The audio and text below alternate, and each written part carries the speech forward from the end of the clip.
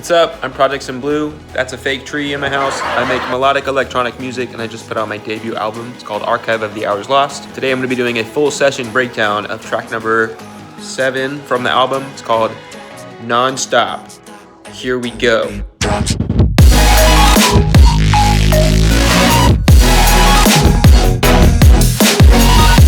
Before we get started, here's a quick tour of the studio I used to make this album because I'm poor. Okay, so we're gonna do this like chronologically. I'm gonna go through the intro, and then like the build up, first drop, the bridge, second build up, second drop, outro, all of that. But first I want to get into just a little bit about how I organize my project files, which isn't super strict or anything, but basically I kind of consider the drums as like the foundation of any song. So I just have them like at the bottom of the project. It doesn't change the way it sounds, of course, but I don't know. I just always have my drums towards near the bottom, and then I have this audio track underneath everything that's inputting from the master and then going directly out, avoiding the master. So basically, I can arm it for recording and just record straight through the master and just see what the final waveform will look like. And that's just kind of helpful to me throughout the process because I usually already have like a master chain on the master while I'm actually putting a tune together. And then at the very top of each project file, I have this MIDI clip that just spans the exact length of the song. And that's just really so I can just select it and immediately just bounce everything without having to like, zoom in and select exactly where I want and come over here and then export. What the fuck? What is this? I had no idea that's a thing. I don't know what I just did. Did you guys see that? That was crazy. Anyways, let's get into the intro. Okay, so like I said, this song is from an album. The album is 12 songs, and the whole album is continuous, meaning the ending of one song will seamlessly bleed into the beginning of the next song. And really the only reason I say that is because this element right here in the intro is just kind of like a leftover reverb tail from the previous song. It was the like interlude came right before this. So it's like this little piece. It kind of starts off mono, and then I just kind of widen it up right here with this utility. It's really just, a reverb tail with some auto pan on there. And then, I forgot to mention, I have all of my project files, I have this effects group towards the top of the project. And this is all just like atonal, kind of glitchy, textural stuff. The effects group kind of just has like, we got some rain. We got these little glitchy kind of, it might be hard to hear you. I think headphones would help a lot. So a whole bunch of just like atonal kind of textural stuff up there.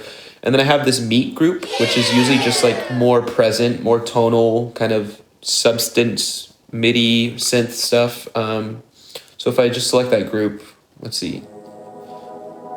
We've just got some pads. I think this is just like a sample that I just kind of processed a little bit. Another one there. This is a big pad. I have a lot of these things frozen just to help my poor little laptop keep up while I'm screen recording. But a ton of the like synth stuff that I have in this project is just like Ableton's like wavetable or operator. You'll see a lot of wavetable, especially in this project. But yeah, this is just kind of a big wide pad. Let's see if I unfreeze it. It's really just wavetable, and then I do noise for the detune type. We got 3 voices. And it's kind of just like arpeggiating and then washed out in reverb, and it just has like a nice space to it. And that kind of, you'll see that continue throughout the project a little bit. But right now we're just focusing on the intro. So also have this other big ass pad.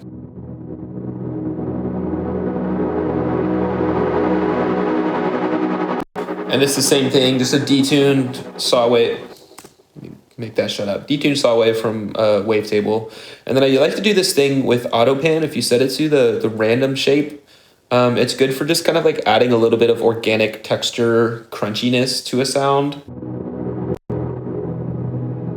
It's pretty subtle, but I think it's just like a fun way to make something a little bit less like computer-ish. Yeah, so then in the intro, we kind of break into this little melody percussive situation. I have a whole different group for these drums just so I could like process them together with one single glue compressor. Incredible. But these drums sound like this.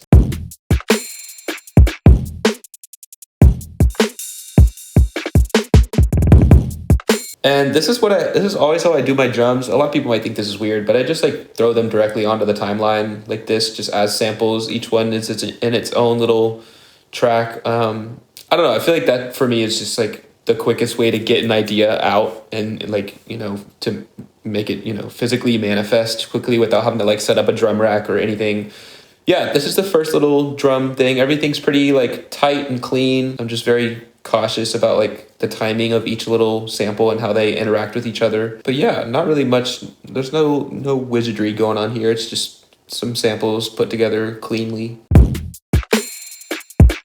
And then we have a bass group right after the drums. I think I kind of consider the project file, all of the project files, to be like drums near the bottom because it's like the foundation. And then we have like low end, so that's the basses, comes right above that. And then we have the like more meaty stuff. Like I said, the meat group is the more substantial kind of like tonal stuff.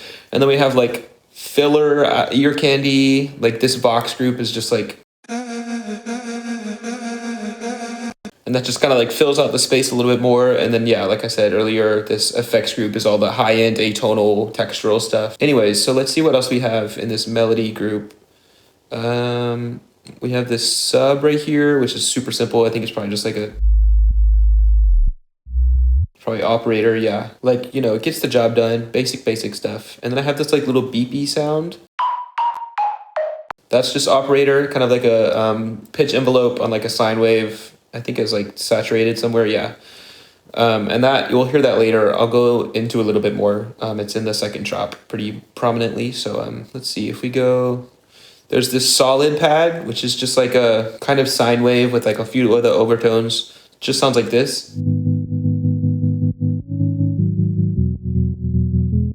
And that's just kind of to provide the main like chordal information, kind of in those low mids. We have that pad again going on. Just to kind of fill up that space. And then I have this lead here. This is kind of playing the main melody that we hear. If I unfreeze this, Serum.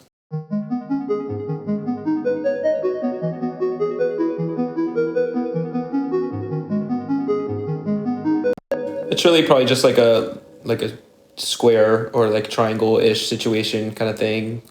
And then some erosion to give it that like metallic high end.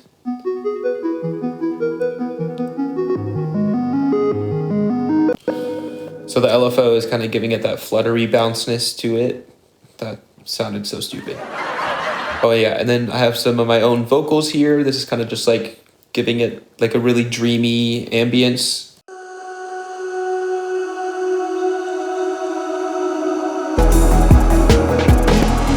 Just like super washed out with reverb. Yeah, there's not really a whole lot going on in the intro. It's really just to kind of like set the mood for the rest of the song. Because right after this like little drum part, we break right into this pretty intense build up. So we'll get into that build up. My stupid old laptop is overheating and my CPU is like being really crappy because I'm trying to screen record while I'm doing this. I have like everything frozen in the project, but it's still being really shitty. So I put my laptop on some frozen cauliflower and I deleted my master chain. If it sounds a little bit different, that's why. I mean, you shouldn't really notice, but like I just threw a limiter on there because it had like isotope ozone and a whole bunch of random shit on the master. So I don't know, maybe that'll help. Let's see. Here we go. All right, so the first thing I want to talk about getting into this buildup is this bass sound that kind of happens right before the actual like start of the first bar. I talked about it in my stay breakdown. It's a sound that I like to use a lot, but it's basically a wavetable out of Serum. If you go into the guts of Serum, you can find the actual like audio file samples that they use for the wavetables, and you can just drop those into your project directly, like as a sample. So this one's called Evil Sweep. I think that's short for evolution. I don't know. But if you stretch it super far with the texture warp mode in Ableton and you kind of fuck with the grain size, or maybe it's the flux. I don't remember. Well, let me see. Yeah, so if you automate the grain size within the actual sample, you can get some cool tones. And then if you just post-process with like EQ and a chorus to widen it up, saturate it, just kind of whatever you're feeling, have an amp on there, you can get like a really nice, like beefy, kind of vowely, vocal, aggressive respace sound. I don't know. I think it's fun. I like to use that sound every now and then. But yeah, so anyways, going right into the build up. If we start with the drums, we'll kind of just go like bottom up. I just have this clap. Pretty legendary production, if you ask me. And then like a little loop. There's not really anything going on in the drums. Where's that big ass reverb? Anyways, and then I have two different basses kind of layered on top of each other. First is this big kind of this thing. And that's just a serum patch that I made a while ago that I like to use in a few different songs. I rarely ever do like actual sound design. Like it's kind of rare for me to like make a patch in a like a fancy plugin like Serum or something. It's usually just like Wavetable and shit. But yeah, this is one of the few times that I'll use Serum to get like a specific sound that I want to use. But yeah, so there's that, and I think it kind of like gets bigger towards the end. I don't know. Anyways, okay, so then I have another bass on top of it. This one's kind of more of like a like analog-ish sound. Sounds like this. And that's just another wavetable, saw wave, and that's going through this chorus, which I think is what gives it that kind of like retro, vintage-ish feel, if that makes any sense. So then both of those layered together. I have that upper one, the pluck, is being low cut a little bit, so it doesn't clash too much with this other lower one. But then those together. And that's really just to like reiterate the main like chord progression, the fundamentals under the chords. I guess there's this like reverse sample kind of. Whoa. Big reverb. And then moving on up into the meat group, we have that same solid. Again, it's going to be a lot of the like same elements just being recycled throughout the song. But yeah, we have this solid, which is just the super simple wavetable, kind of like a warped sine wave to add a few of those overtones. And that again is just kind of reiterating the chordal information. This big ass pad again. Very subtle, but it's just all these little layers kind of add up to make a really nice, lush, full atmosphere. We have another lower pad. Oh yeah, so this is the sound that kind of starts teasing the main rhythm in the drop. If I preview it over here in the drop, it sounds like this.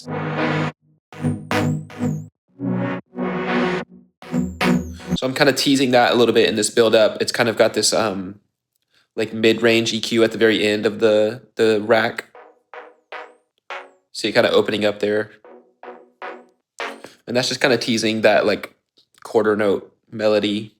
Yeah, this is just another, oh wait, this is Serum. Okay, actually, let me see if I can unfreeze. I'm hoping this frozen cauliflower will help tremendously. I just flattened it, I'm a dumbass. Oh God. Super simple Serum patch, I'm assuming, just a saw wave filter. Yeah. And then if we move on up a little bit, we've got these strings recycled again. This is like a, yeah, Labs and Contact. That shaper box is what's doing that really fast low pass filter LFO. And then I think it opens up a little bit later right here.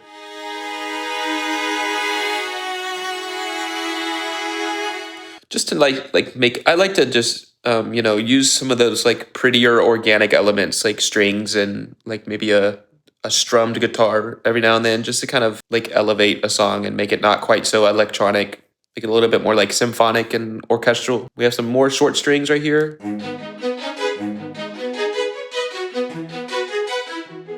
I love this melody, how it like has the like weird dissonant moments where there's two notes playing at the same time. Yeah, that's just another Contact instrument, super simple stuff. And then we have those leads again. Let's see.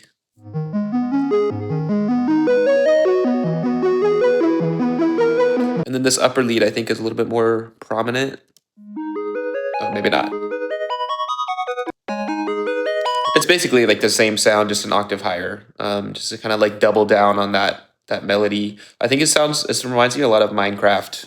I feel like I grew up playing Minecraft, and so there's got to be some like influence from the Minecraft soundtrack in my music. I love the Minecraft stuff. Anyways, all the meat group together sound like this. Again, the meat is just like the more substantial tonal chordal information stuff.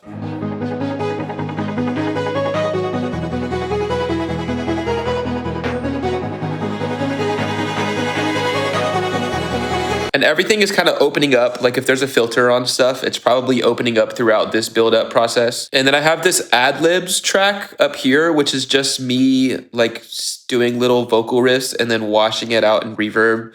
And it just kind of adds like a little bit more atmosphere and that kind of, organic sound of a human voice kind of like sprinkled in there, laid over top. But that sounds like this. And that's Valhalla, probably Vintage Verb, and Valhalla Shimmer, my two favorite reverbs ever. But that just kind of does like this over top everything.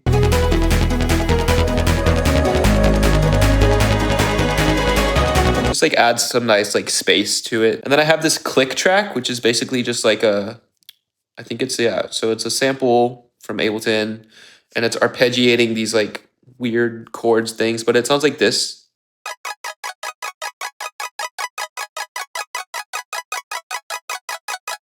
And that's just kind of add like the rhythmic, textural, high-end stuff. And then my effects group, let's take a look at that.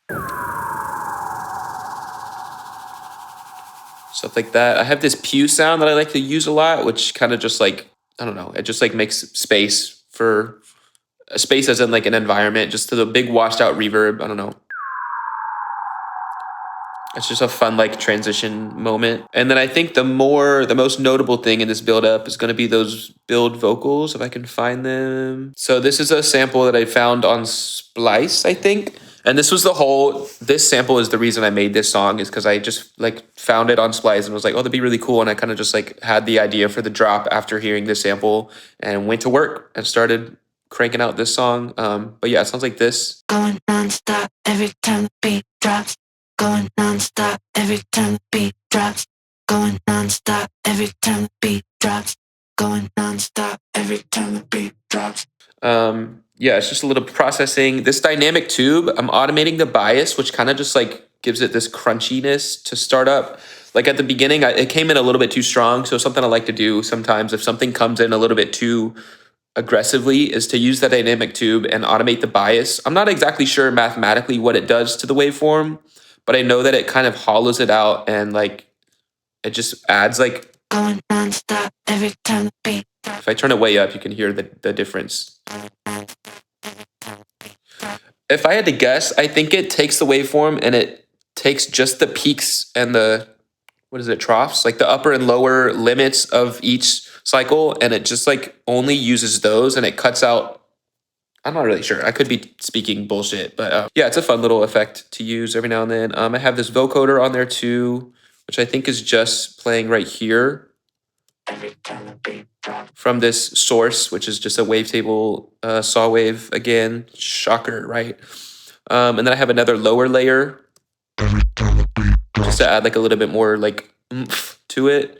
If we look on the master visually, we can see it down there. So yeah, so as we get closer and closer to the drop, things just kind of start like fading back out until we're left with only the vocals, which I think is like a fun way of adding suspense and tension. You can either do it like louder and louder, higher and higher, more and more frequencies, more and more energy, or something that I like to do a lot is kind of start taking things back until you're super bare. And that way, when the drop hits, it's like just another way of making it feel huge once that drop comes in. So I'll play that kind of what that sounds like right here.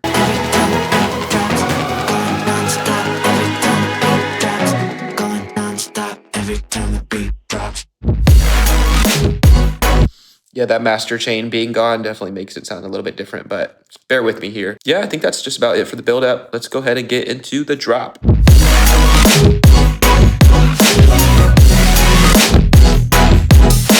All right, so we're gonna start from the bottom up again. That means we're gonna start with these drums. These are the more prominent main drums within the song, so they should be a little bit more interesting, I guess. I'm gonna solo the group, and we can just hear what it sounds like. Again, keep in mind my master chain is no longer with us, just for the sake of recording this, so it may sound like a little bit less compressed and polished, but whatever. So the drums sound like this.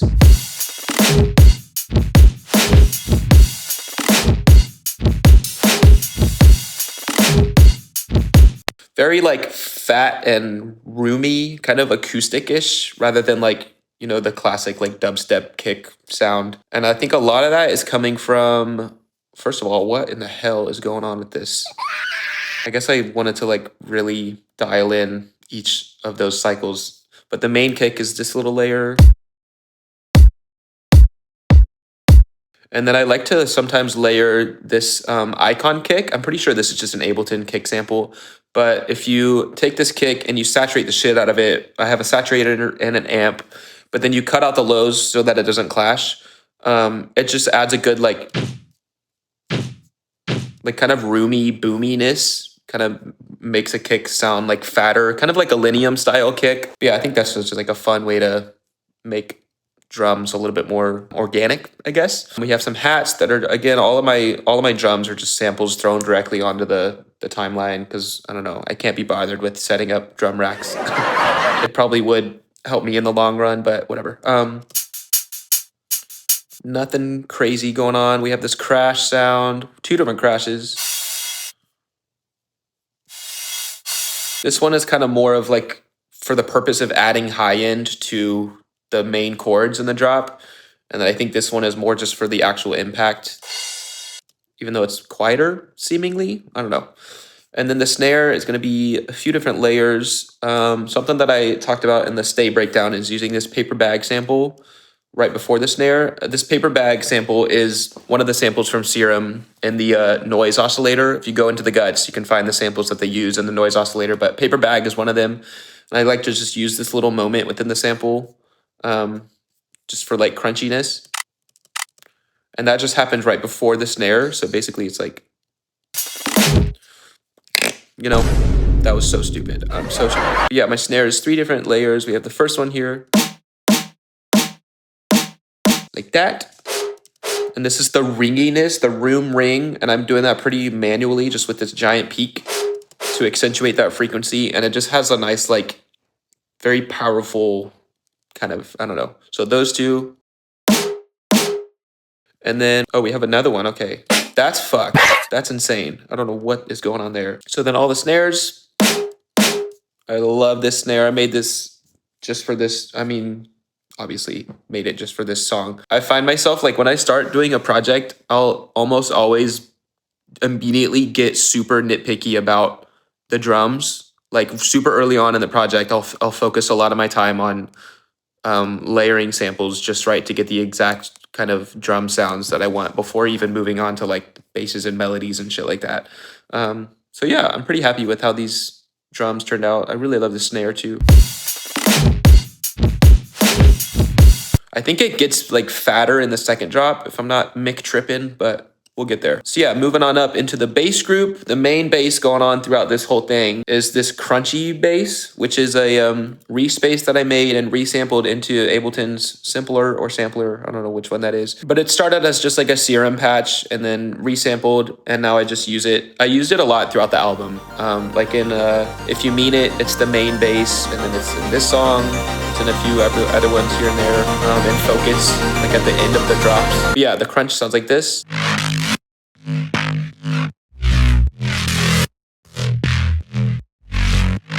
And you'll notice that most of the time it doesn't have the sub. This is because I'm manually doing the sub in a separate track just so I can have complete control over its volume and stuff. So then if I play those together, it sounds a lot more rich and full.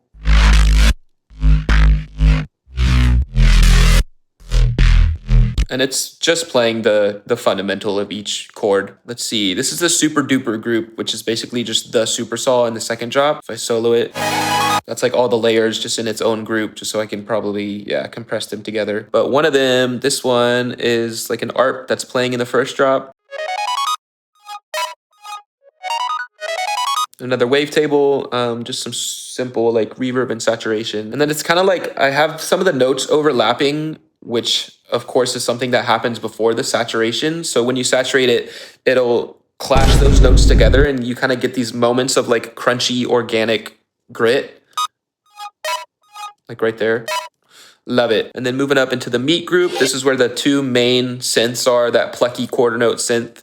This is the first one that I talked about in the build up with its full filtered open up now.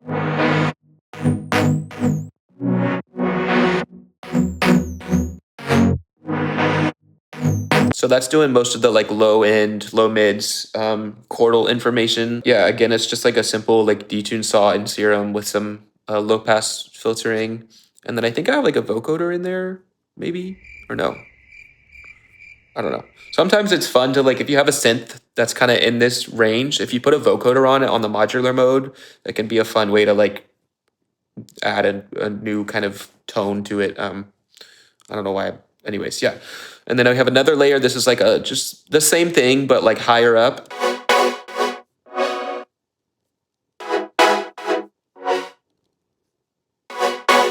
So you play them both together. They sound like this.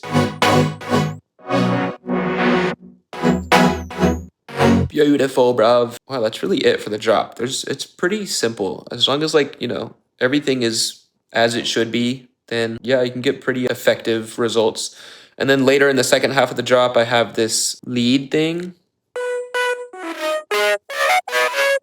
Just another wavetable. Can you believe it? Wow. Yeah! But this one is going through this gnarly saturator. I don't know what I was thinking there. I mean, it sounds all right. If I turn the saturator off, what do we get? Not much of a difference. I guess the saturator really just is like I mentioned earlier, it's clashing the two notes when they play at the same time. And so you get these little moments of that organic grit. So yeah, if I play everything together.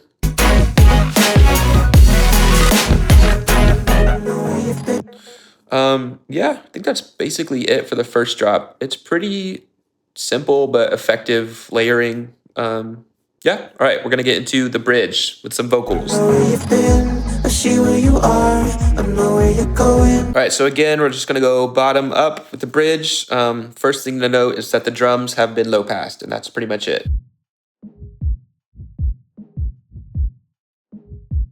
Very subtle. Again, if you're not wearing headphones or nice speakers, that's probably gonna be very quiet. But yeah, and then the same thing with the basses. I think I just low passed the whole group. Yep.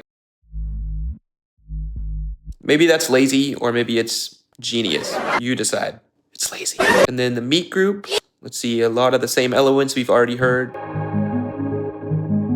Just kind of dialed back to like make room for these vocals. Yeah, there's nothing really special going on here except for the addition of the vocals. So we'll get into that now. This is my vocal group. These are my own vocals. Hooray. And I think I'm going to do like a whole video about how I did all the vocals for the album just because I think it's fun and whatever. But I recorded everything in my car just because I don't have a vocal booth, and a car is a nice place to, I don't know, it's like good for the acoustics, but also like mentally, I feel like I can do a better job of singing knowing that nobody's going to hear it. I've got 3 roommates, so I don't know, it's just embarrassing to like do that in the house anyways. But yeah, the vocals are a few different layers. Let's see, the main one is the center. I see where you are, I know where you're going. And then I just have doubles on the left and right. I see where you are, I know where you're going. And then I've got an upper harmony. Oh no, this is lower. What? See where you are, I know where you're going. Here's the 2 upper ones. I see where you are, I know where you're going. It sounds horrible when you solo those. I'm so sorry. I sound like a little church mouse. But yeah, just like layering everything, and then I manually just like put everything in time. That's probably the shit that I hate doing. It takes so long, but like I want it to be very like almost robotically precise, the timing. And then yeah, just stacking up all the layers. There's a vocoder in there somewhere, which I'll look at, but I see where you are, I know where you're going. I'm told it's not far, baby, nonstop. Oh, baby, nonstop. Yeah. So again, if we look at the main track here, I see where you are, I know where you're going. There's a vocoder group right here. I see where you are, I know where you're going. Which is just coming from this source. You're not gonna believe it. It's another wavetable with a fucking saw wave. How creative. I see where you are. But yeah, that vocoder source is just giving the vocals the chordal information just on their own, even without the context of the rest of the song. Just the vocals by themselves, you kind of have that feeling of the chord progression underneath them. And then like towards the second half of the bridge, we have this moment where it goes quiet and we get this crazy like demonic shit. Baby, nonstop. Oh, baby, nonstop. So that I think is its own layer just for that "Oh Baby Nonstop" right here. Just like a weird vocode situation. And then I added this audio track with just a sine wave just to do like an even deeper sub underneath that part. And then let's see, any other layers? We have this Vox layer, which is again just my voice, just kind of doubled left and right, going like this. And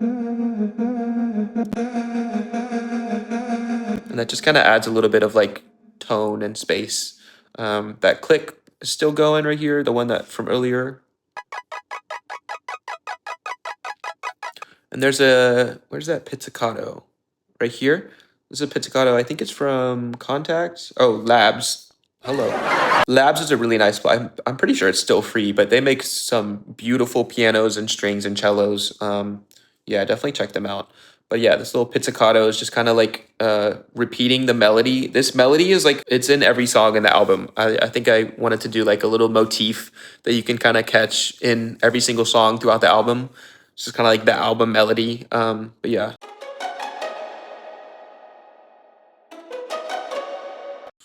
So yeah. Baby, non-stop. Oh, baby, non-stop. We have that bass again. It's the same one from earlier, that Evel sweep. And then I don't think I even need to get into the second build-up because it's the exact same as the first one, pretty much. I mean, the automations and filtering might be slightly different, might be a little bit bigger, but I'm pretty sure there's no actual new elements in this second build-up, if I'm not McTrippin'.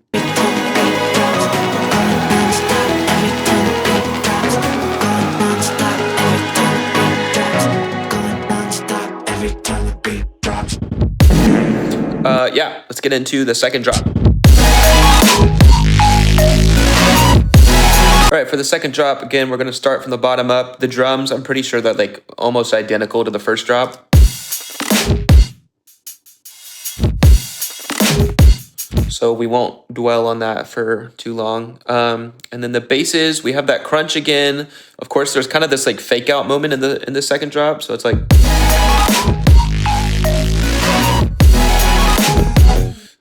yeah. But it's the same crunchy bass from the first drop. And then we have our own separate sub for the second drop. But then this one is a layer for the supersaw. So we have the big chords kind of here and there throughout the second drop. And I'll get into like all the layers of that in just a second. But this bass layer is pretty important part of that stack. Yeah, it's just like a serum, kind of liquidy, a little bit of movement in there. And then we, of course, have the sub cut out so that I can add it in manually just to have complete control over the low end. So that's doing that. Yeah, and then we'll just move up. Well, actually, there's one other, this pluck sound. I think I had it in the first drop too. This pluck sound is one that I like to use a lot, but it's another serum patch, and it just sounds like this. I think it sounds like when you have a rubber band, you know, and you pluck the rubber band. It's like the electronic version of that noise. But it just adds a good, like, not really something you notice. It kind of just like fills in the little space very briefly, just so you feel the, yeah, you feel it. Okay. Yeah, and then if we move up into the super duper group, this is where the main action is for these giant super saw chords. But if I start from the bottom up here, we have this one, which, surprise, it's a saw wave in wavetable. But here, if I unfreeze this, we can look at why there's two different racks. So one of them, I believe, is the detuned one, and we have a mono one that isn't detuned. It's literally just a saw wave. And then the other one is just detuned on the noise detuned. I think the noise is just like more textural and organic and a little bit dirtier than, say, like classic or shimmer. So I almost always go for the noise version of the detuning within wavetable. But yeah, so those two layered together. And that's really just to fill out the low mids with chordal information. And then moving up, we have this layer. That's like the main big chords. If I unfreeze, let me see if I can freeze that one again. Unfreeze this, it's just some more saws and serum. We just have the, I think it's the chaos is, yeah, the chaos is very, very quickly automating or doing an LFO on the coarse pitch in both oscillators. This is from AU5 a few years ago. He did like a little tutorial on the Super Saw Killer. So I've been using that a lot. I think it's a really fun way to like just like elevate the classic Super Saw sound. And it's only 2 voices, so it's pretty chill. Well, 3, I guess, with the sub. Yeah, so that's that. And then we go through vintage verb, pretty big reverb.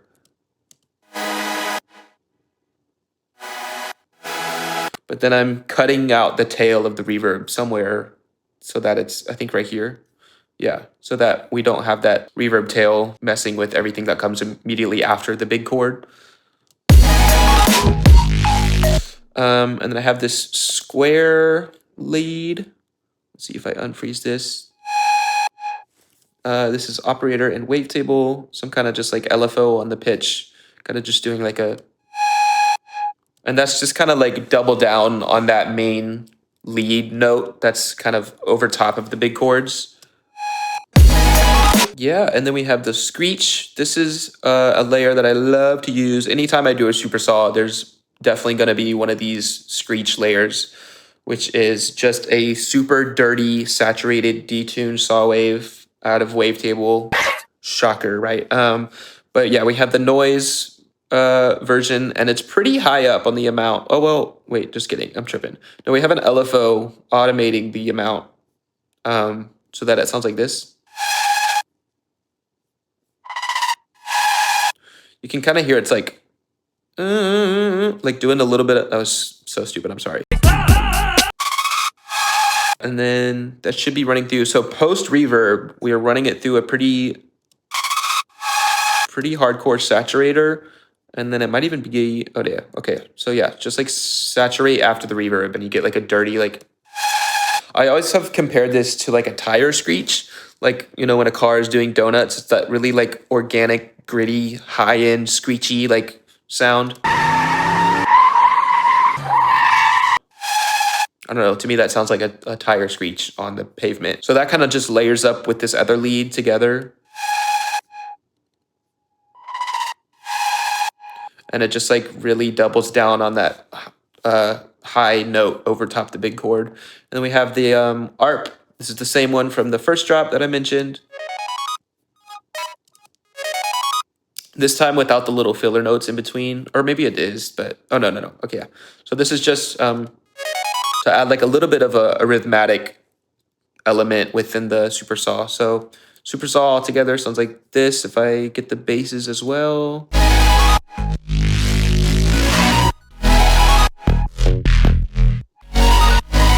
Love, love, love. Again, I took the master chain off of the master, so I think we'll get into the mastering, but normally this would be like a little bit grittier and fatter and kind of saturated all together. But yeah. This is the plucky sound from, I think I mentioned it earlier, operator with like a pitch envelope on the yeah.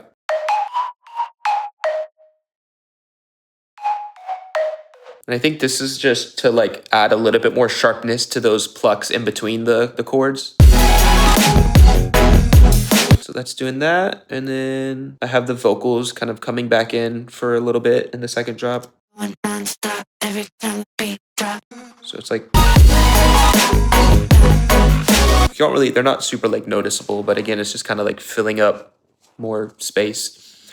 Yeah, and then we have those same 2 big synth pluck layers from the first drop, just pretty much doing the same thing they did in the first drop. I guess you could kind of consider this to be another layer of the super saw, but I don't know.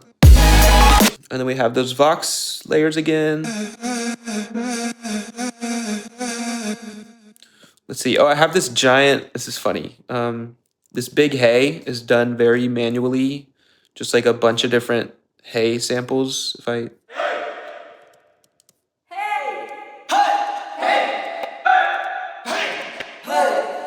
it sounds so dumb by itself, with no reverb altogether.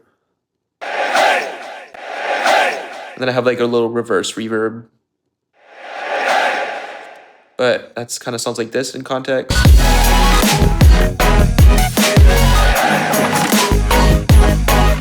Yeah. Is there anything else in the second drop? I don't know. Oh yeah, this weird kind of metallic-y sound.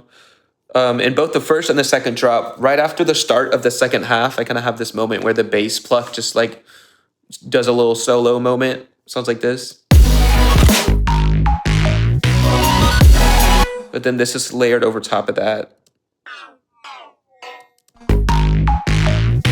Just like a weird little ear candy moment in the higher register. But I think that's just about it for the second drop. This whole song is like pretty simple. It's just a lot of like automating layers to achieve a specific balance of sound at any point in the song. Like the whole song is a lot of just the same elements throughout the entire song, just kind of filtered accordingly. But yeah, I don't think I'll really get into the outro because it's basically just all the same elements.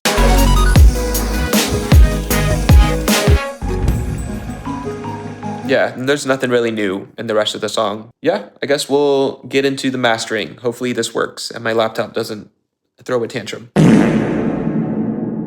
All right, so while we go through this master, I'm just gonna use the second drop just because it's the loudest, most like beefiest part of the song. But here it is, we got the chain back on the master.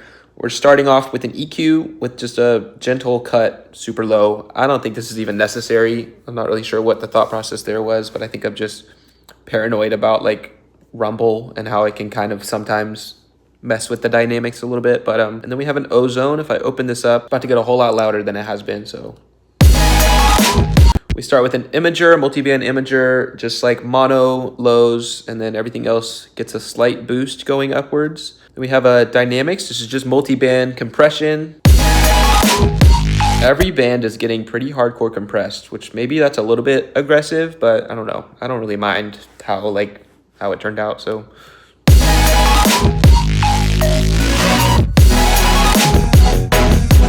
Then we have an exciter, which is basically just a multi-band saturation. I have it split pretty low in the frequency range. And then, yeah, so each of these bands is getting saturated individually and then put back together.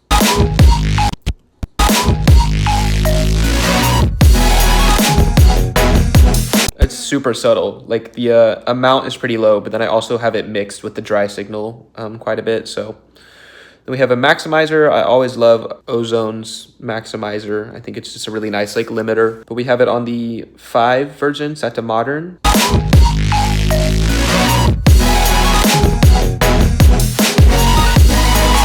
It's just kind of doing its thing here and there, just like clipping the peaks that get out of hand.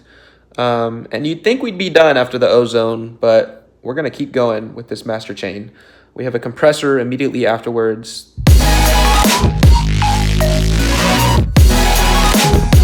And that's just kind of catching some of the peaks, some of the transients on the drums there. Again, it's not super necessary, but I think my approach to mastering is everything on the master should be doing very little heavy lifting so that when it all comes together, everything is doing its part and you have a much more like gentle sound that isn't overly like distorted or anything. Another EQ, for some reason, doing the same thing as before, a little bit more aggressive of a low cut. I think my thought process here with this low cut is that we have a saturator right afterwards, and instead of using the DC offset, I'm just doing it myself just so that I can see exactly where the DC offset is happening. DC offset means that whenever the waveform is too wonky, which just means like if the low end is like really messing with the shape of the overall waveform, the DC offset just kind of fixes it. It's basically like doing a super deep low cut. So I just did it myself, just for whatever. But the reason I have this saturator on here is if I show you what the waveform looks like before the saturation. So it looks like this. If we get a good look at the kick, what it looks like, the saws, what they look like all together, and we'll set that aside. If I saturate it and then we take a look at it, check this out. So of course the saturation is just squishing the edges of the waveform using this analog clip algorithm, and it's just adding some like more oomph, you know, kind of just like, if we take a look again, see how the kick is like fatter basically. And you'll notice that the waveform itself is smaller, so it's technically quieter while being perceivably louder.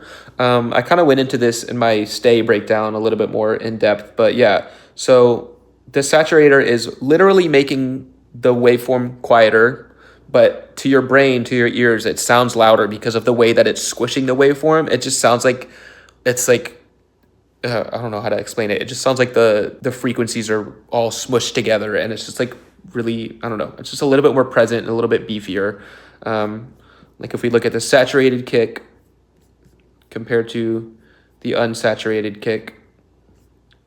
Yeah. So then, of course, after we saturated, I want to bring the waveform back up to 0. So you can kind of do that manually if you just open the sample and you just turn it up until it looks about full, and we'll say a little over 1 dB.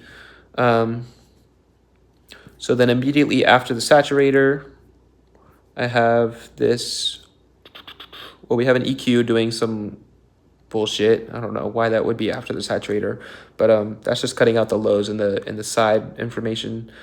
So we can ignore that. But immediately after the saturator, or after that EQ, we have a limiter that's just pushing it back up 1.5 dB with the ceiling at 0. So that just brings it back up to a flat waveform that peaks at exactly 0 dB. So it's basically just like turning this saturated signal up a little bit, but doing it safely since we're using a limiter to do so. So yeah, if I compare these two, this is the unsaturated versus the saturated and brought back up, you can kind of hear how much more present the saturation does.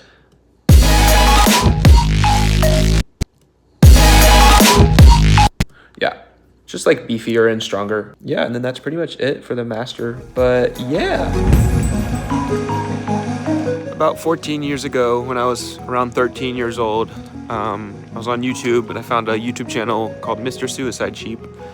And he posted all kinds of different melodic electronic music from various artists. I fell in love with that kind of music. I wanted to learn more about it. I wanted to learn how to make it. So I did. I started figuring it out.